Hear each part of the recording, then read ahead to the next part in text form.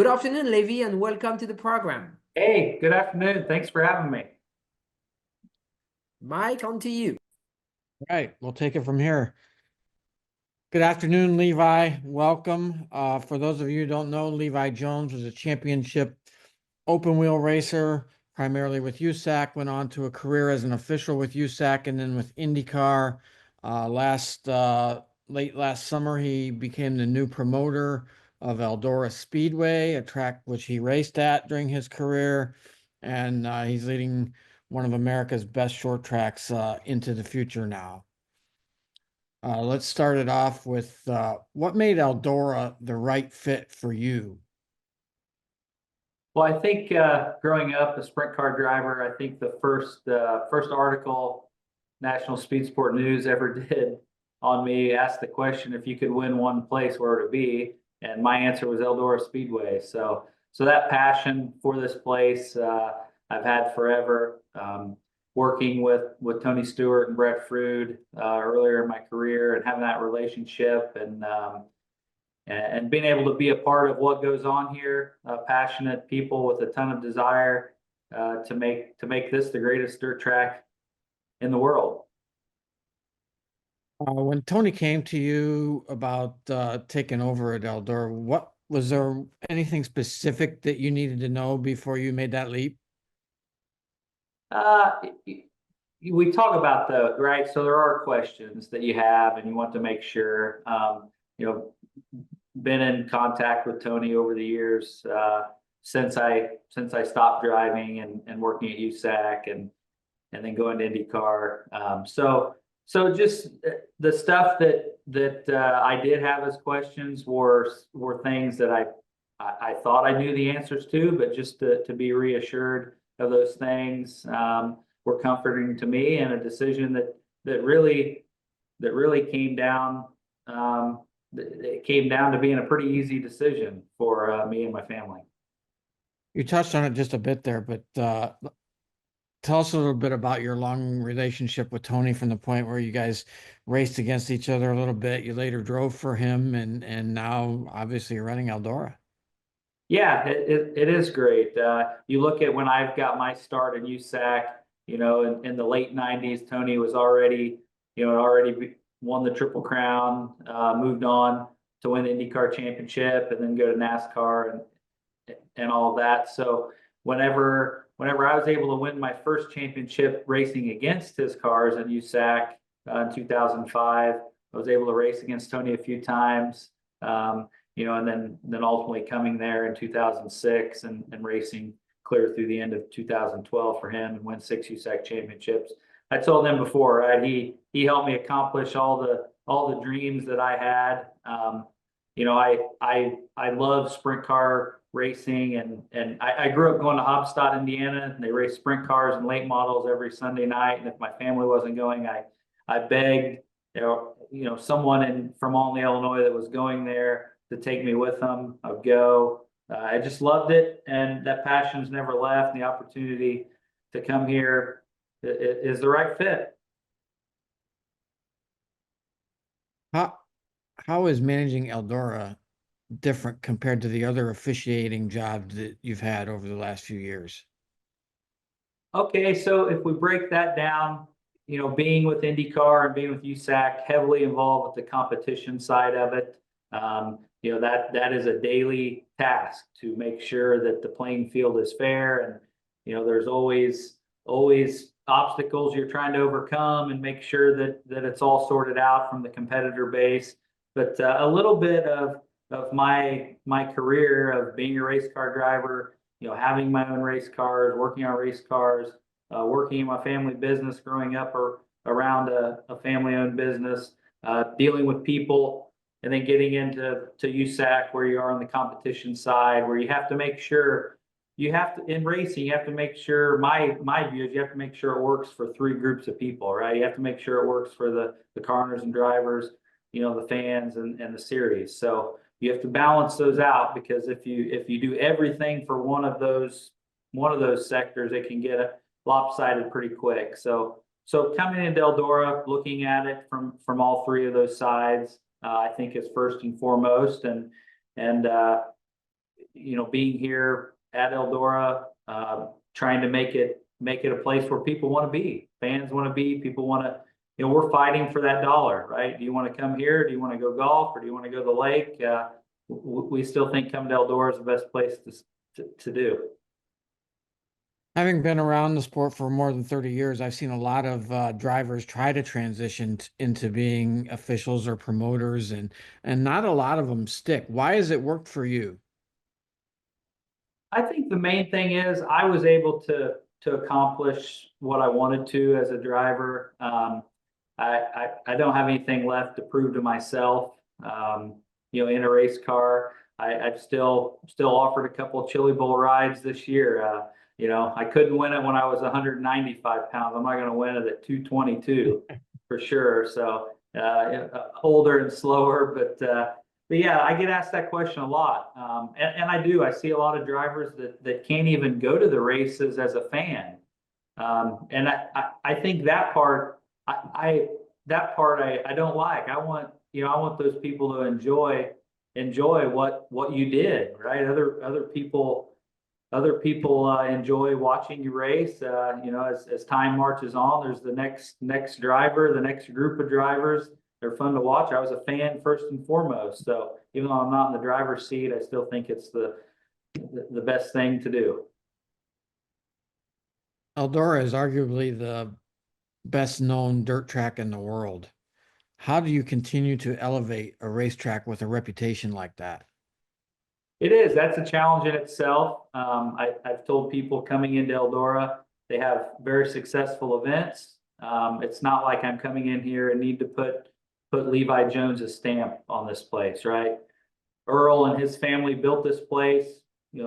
Tony took it over. We've all seen how it's evolved here at Eldora. So just to make sure that we stay on that trajectory, I come in here with a view of leading people. We have our biggest event here. We have 230 people working that for a big event. We have 7 or 8 full-time people. So making sure first and foremost that I'm helping lead people, make sure they have what they need, make sure we can accomplish what we need to, so the end user, the customer, has an enjoyable experience and can't wait to come back here. What makes an Eldora fan different than other race fans? The passion they have for this place. I mean, that the Eldora logo, it doesn't matter if you're on vacation on the beach or snowmobiling in Michigan or snow skiing, in Colorado. When people see that Eldora logo, they know what it is. It's pretty wild. So, when you think about Eldora, I think the difference here, the thing I can use is when my youngest son, when they were coming over here the first time, he hasn't been to Eldora in quite a few years. My other son tries to come all the time, like I did, hitching a ride and getting over here. But he asked, when do the fields end? Well, Yeah. as you're approaching Eldora, there's farm after farm after farm. But when you approach Eldora, I still get that feeling like I did the first time I came here. You're approaching this facility where you don't necessarily see the track way up there. It's not like the track. You're coming in on flat farming, and you walk down into this facility, and when you see that, it's amazing. So that excitement and that fire that Eldora instills in the fans here, it creates that from your first step into the facility, and then obviously when cars race around here, it's unbelievable. Yeah, rolling in there, it's really an analogy, a lot like Field of Dreams. You're just rolling through cornfields, and then all of a sudden, there it is. You've been there since September. Is there any one thing that has surprised you about the way Eldora operates? No, not a lot of surprises. I think that's the comfort in coming here. I mean, really, when you think about my transition from USAC to IndyCar, there were a lot of stuff that I just didn't know how it worked, right? So the unknown is a little bit surprising, but you know, just I always use the analogy of kind of being in triple threat position. You gotta be down and ready. You can have a plan where you're going to work on today, but you know, a lot of times that trajectory gets changed. So you got to be ready. You got to be nimble and be able to make things happen.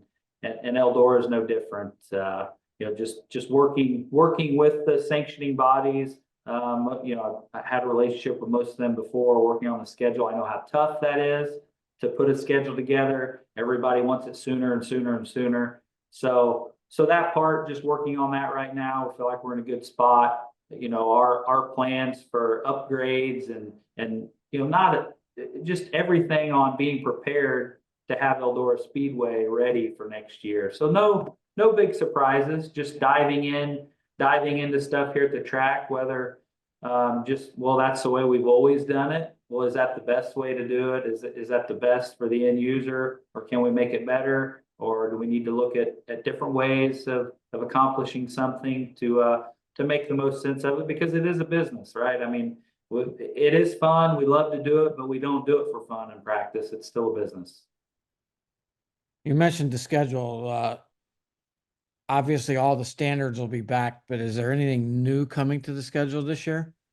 We're pretty excited about our schedule. Like you said, we have the long-standing races. We have some exciting news to share probably early this coming week on Monday as people lead into the PRI show. I think there'll be some excitement around the Eldora schedule. I have it here, but I don't know if you can zoom in fast enough to see it.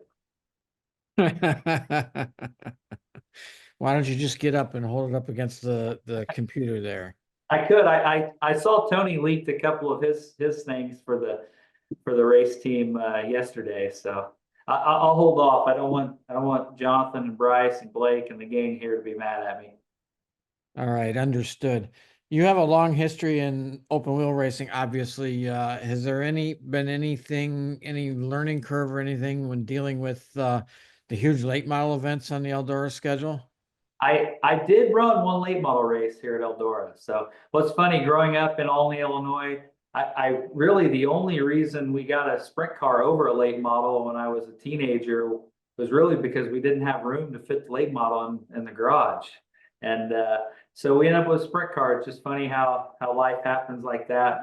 But my wife is a huge late model person. Her dad raced late models.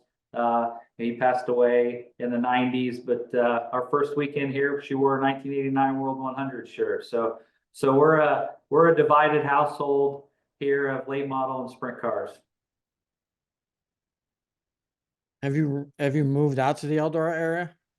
I am. That was one thing that you know, just my whole life and my history, and even driving for Tony, I was at the shop and involved. And I think if I'm going to be in a position to lead the gang here at Eldora, to be here is a big part of it. So we are. There aren't real estate there aren't a ton of options for real estate here in the area, but we've moved into the house on the corner of the property that Joe and Star built and lived in. So to be in that house has a lot of history. You know, Star sold tickets right out of that first bedroom that became an office, and I'm thankful for a lot of help here. You know, the gang at the track and people around this area, and especially my wife and my family of making it a home pretty quick. So, you know, it's to be close here to work and be ready to dive in is a good feeling. Is there any renovations, or are you getting new clay or anything like that going on this winter? Yeah, we're talking about stuff in every area of the track. I mean, working close with Rob Plattfoot here and Tony, involved with the dirt and shaping it and what we do to provide the best racing. You know, we see that sprint car races and late model races need a few little different things. We're ready to tackle that and make sure we can correct the things that we need to correct if we need to, and we know that there's not any perfect playbook for the track. It's not like it's not like anybody has a playbook. You just do this every week and it's the same. You deal with all those variables of weather and humidity and rain and sunshine and the temperature. So we're I think if we all work together on that, we'll be in a good spot. Thankful to have the equipment we need to do it. We've got great partners here with Koenig that provide us with what we need. Tony owns a lot of equipment here too. So to work and travel all across the country racing, we know that a lot of dirt tracks don't have that luxury. So we're thankful for that. We dive into the suite experience here in Eldora. We're looking at what we do there to elevate that experience, how that is, and then renewals starting here to what we can do for our fans and make it the best experience possible. We talked a little bit about how remote Eldora is, and we had Brett Root from IMCA on before you, and he talked about the large number of campers at the Super Nationals. How big is camping for Eldora? How important is it to the Speedway? And approximately how many campers do you have for the big events such as Kings Royal or World 100? Yeah, the camping is unbelievable, right? And when you walk through the campground out here, it's not you and I sharing a tent or very many pop-up campers anymore. They're big, nice. People want to be here for 3-4 days. The campgrounds are fun and exciting. We've added, so you take that aspect of our camping, which we cleared land in Eldora Village into the year to add over 100 spots there. A couple people close here. The campground that we don't own, they've expanded. So we're looking for big things here on the property at Eldora for camping. And that coincides with what we've got going on here with the ballroom. So the ballroom was probably 95% finished when I started. So just putting those finishing touches on that, what we can do with a full bar, unbelievable space in there. We've got, I think right now for 2025, not counting racing events, Kevin has 26 events booked for next year already. So very promising, beautiful facility. We look to add that to our list of accommodations here at Eldora. Be something new for people to see, and they won't be disappointed. For those who don't know that are on this call, explain a little bit about the history of the ballroom and its ties to the racetrack. It was actually there before the racetrack. Yeah, so Earl, before he had the racetrack, he had a band, right? The Melody Makers went around the area here, playing shows at all the clubs, and I think Earl kept driving by this facility, been closed for years. I think it was Mrs. Shoes. So it was closed. He finally, I think, talked her into selling it to him on contract and got the sheriff to give him a permit, and they were off to the races, so to speak, but they just didn't know. So they were going to be racing soon. I don't know how, that was in the 40s. It burnt down a few years after Earl had it. They rebuilt it, the ballroom, and then I think so that was late 40s. So then he decided he went to a car race and couldn't believe how great it was and all the people, and he kept looking at the land here and decided they needed to build a racetrack, and we're all thankful that he did. Eldora has an amazing history. Earl Baltus, one of the true characters of the sport. You were around racing when Earl was still running Eldora. Does that help you in your day-to-day operations? Yeah, I think so. There's still remnants of Earl and his family around here every day, right? The people and the families and the community that are close that make this place work, whether it be family members that still come back here and work race event weekends. When you take all those people and you add people from all over the world that come to 10 or 12 big events a year, that's really cool. So to say I can, to say that, hey, Earl took the keys out of my dad's four-wheeler because he was going the wrong way here. I was part of that. I was here. I was here for those days. I was here after Tony bought it. I've seen the evolution, and I want to just do all I can, show up, do the work to make it as cool as it can be, and keep that evolution of the greatest dirt track in the world going. How do you manage the logistics of a big race weekend such as the World 100 with a couple thousand campers, more than 25,000 fans, over 100 race cars, and everything that goes with that? Well, first of all, you have to pray every day. You have to pray every day and a little bit more on those race days, because it is a huge undertaking, right? It's a whole thing of itself. You know, we're very fortunate to have a great relationship with the sheriff department here. They staff our events incredible. We're thankful for that, because we all know race fans can get a little rowdy. We want them to get rowdy, just not over that point. But you know, when it's a full World 100 weekend here, you know, there were 100 cars parked in what is now my yard there at the house.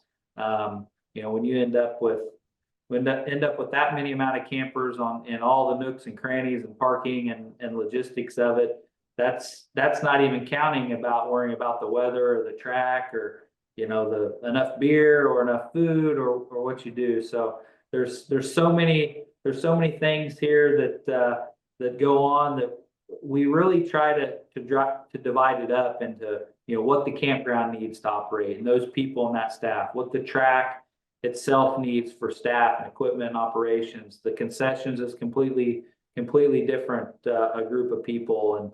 And if you just divide all those things up, take care of all those little things, boom, next thing you know, it's the checkered at the event, and it all worked out. You'll just need to sell one more hot dog, right? That's right. What is your favorite moment from your racing career at Eldora? It's still the 2005 Four Crown. I was still kind of under the radar sprint car driver. I was able to win the sprint car championship at the end of that year, but a lot of people remember that Four Crown race at the end of 2005, but they forget the first race here of 2005. I was leading by enough. You don't know how far you're leading, and I run over a lap car and into the fence and flipped all the way around turn 1 into turn 2, coming to the white flag. So when I came back at the end of that year, I had a battle with Eldora that I wanted to take care of. And you know, just the way the weather turned out, it was cool, and it rained, and the track was really heavy, and we were able to take the 2B sprint car above the cushion, kind of our own lane. And you know, people still stop me when I'm out places. Hey, I was at that race in 2005, and so that was a cool one for me. How challenging is Eldora for a racer? It is a little bit different than a lot of other places, because you can get sucked into racing the other cars on the track, when really you need to be racing the track. Make sure that your car is in the right part of the track, going as fast as your car will go, and there'll probably be a lane for you to run if you can put your stuff in the right part of the track and run as fast and as hard as you can. I always think it's so cool here when the guy that's running higher and harder than anybody else wins the race. More times than not, that's what happens. Have you been running the trucks around there as hard as you can? I haven't. I haven't. A few laps here, but not. You know, you get out there and doing that too much, and then Rob will expect me to be out there on the track all the time too. So, what was the bigger moment? That Four Crown victory way back when, or your first race promoting at Eldora? That race, the race at Eldora that I won was so long ago, it's hard to remember everything. But being here that World 100 weekend this year, when they announced that I was coming here, it was really cool to stand on that stage in that capacity.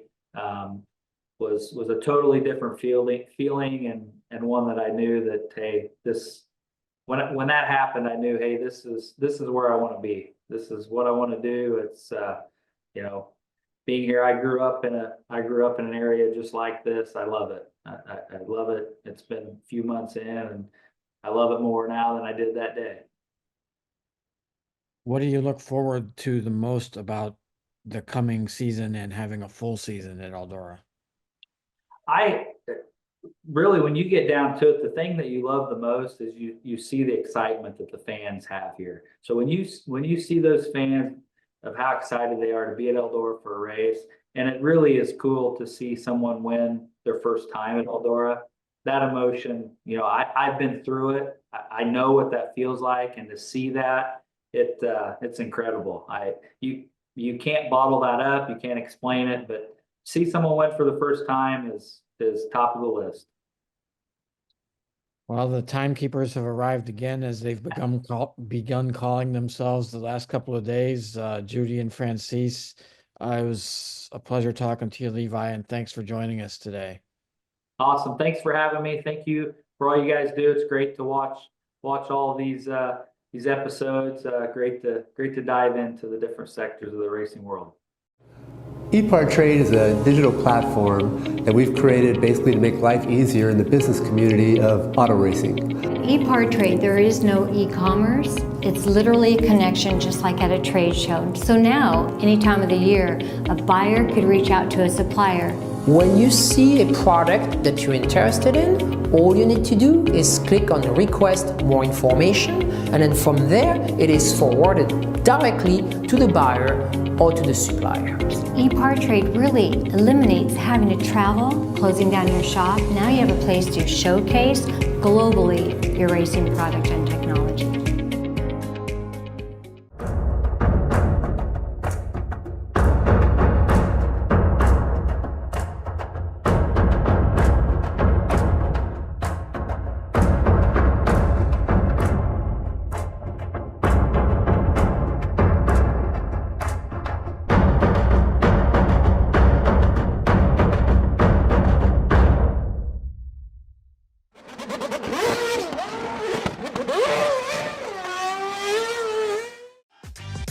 Looking for a quick fix of motorsports news? The Speed Sport Daily is what you need.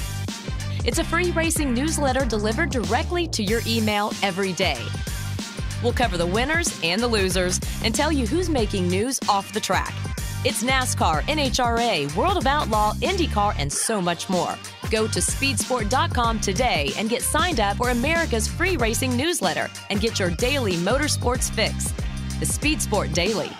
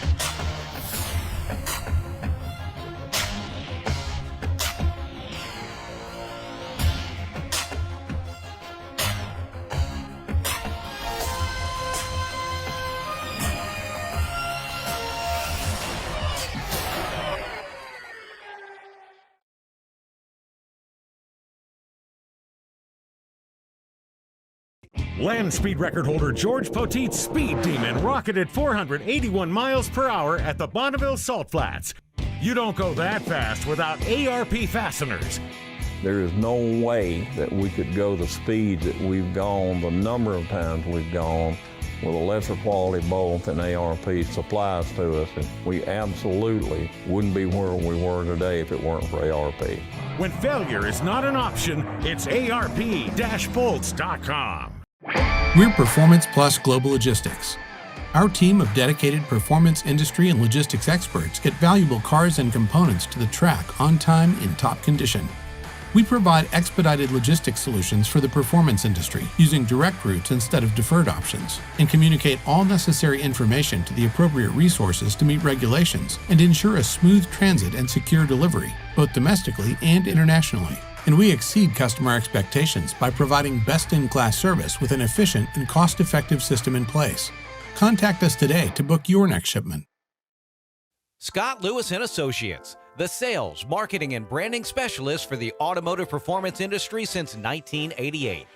We get our manufacturers on track by opening an extensive distribution network, providing product training to sales staff, creating fully integrated sales and marketing strategies, building successful industry partnerships, attending trade shows, events, and races, offering first-class support to customers. SLAI delivers solutions that win you sales. To get in touch with an SLAI representative, call 516-378-6100. Go to scottlewisinc.com or email info@scottlewisinc.com. With roots in the Midwest that date back well before the Model T, Fifth Third Bank has a long history of serving the needs of automotive companies. While much has changed over the years, our passion for helping businesses put cars on the road and on the track has not. Today, we are more committed than ever as a member of SEMA, a founding member of PRI, and a sponsor of multiple race teams across several racing series. For over a decade, Fifth Third Bank has been a staunch supporter of our industry and a great partner for many companies in the motorsports field. Our business has been growing extremely fast, and really we could not be where we are today without Fifth Third. They provided amazing strategic advice, the capital we need to support our phases of growth. They are true partners for me now, and what they do with their involvement in motorsports is untouched in this community. Where can we take your business? Fifth Third Bank. You work as hard as your truck, and you have no time for downtime. That's why more truck owners trust Blue Def, America's #1 diesel exhaust fluid brand. Each batch is guaranteed pure, so you can avoid costly repairs caused by inferior DEF. Demand America's best for your truck. Blue Def and Blue Def Platinum. Put trust in your truck. When it comes to pushing the limits of performance, the pros know there's no room for compromise. At Crowder Cams, we don't just engineer camshafts and valve train components, we redefine what power means. Since 1955, Crowder Cams has been the name trusted by racers, engine builders, and gearheads around the globe. Whether you're building a street machine, a dragster, or a track car, Crowder Cams provides the muscle you need to dominate. And with Crowder, victory is within your reach.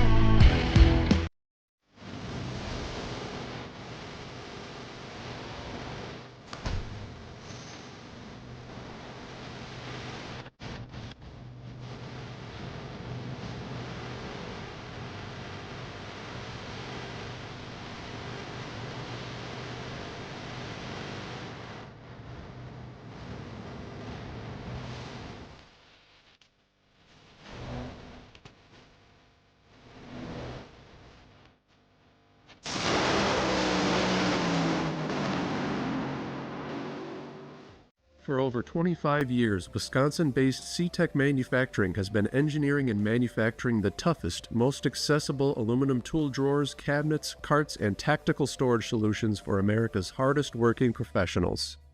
Whatever you need to store and however you need to store it, put your trust in C-Tech Manufacturing. We build it better.